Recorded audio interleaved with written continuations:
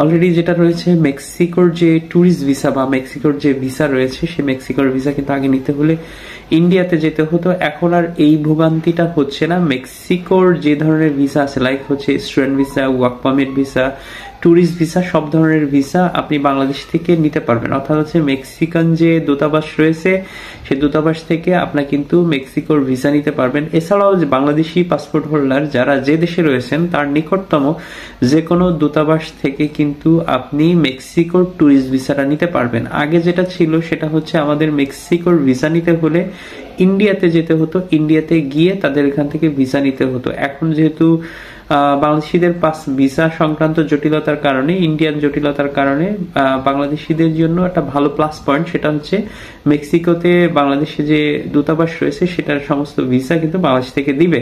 মেক্সিকোর tourist visa নিয়ে আমি নেক্সট একটা ভিডিও দিচ্ছি, আপনার কি কি ডকুমেন্টস লাগবে, কিভাবে